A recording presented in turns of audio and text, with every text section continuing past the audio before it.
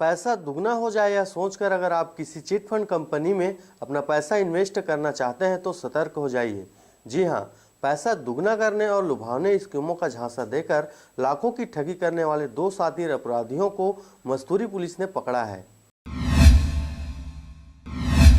लगभग 2 वर्ष पहले दर्री घाट निवासी राजेश कश्यप द्वारा GN गोल्ड लिमिटेड कंपनी के संचालक सतनाम रंधावा, शैलेंद्र गोस्वामी, दिवेश बजाज एवं अन्य के विरुद्ध मस्तूरी थाना में अपराध दर्ज करवाया गया था, जिसमें अपराधियों द्वारा कम समय में दुगना राशि देने जैसे लुभावने स्कीम देकर अनेक हितग्राहियों से धोखाधड़ी किया गया था। मगर जब परिपक्वता का समय करीब आया, इनके द्वारा लोगों की राशि लेकर कंपनी बंद कर दिया गया, जिसके बाद मस्तूरी पुलिस द्वारा खोजबीन किया जा रहा था। इसी दौरान मस्तूरी पुलिस को यह सूचना मिली कि कंपनी के संचालक सतनाम रंधावा और उसके सहयोगी दिवेश बजाज को ठगी के आरोप में मध्य प्रदेश के देवास पुलिस द्वारा गिरफ्तार कर जेल भेजा है।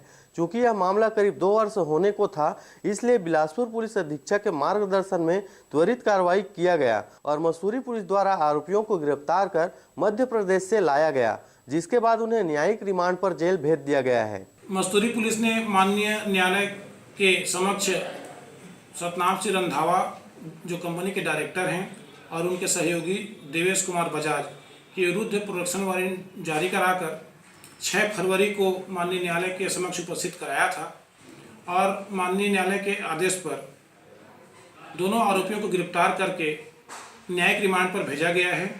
आपको बता दें कि इन दोनों आरोपियों द्वारा छत्तीसगढ़ सहित अन्य कई राज्यों के सैकड़ों लोगों से धोखाधड़ी करते हुए लाखों की ठगी किया जा चुका है और रकम लेकर फरार हो गए थे। फिलहाल मस्तूरी पुलिस द्वारा दोनों आरोपियों को विधिवत गिरफ्तार कर न्यायिक रिमांड पर भेज दिया गया है और विवेचना की जा रही है।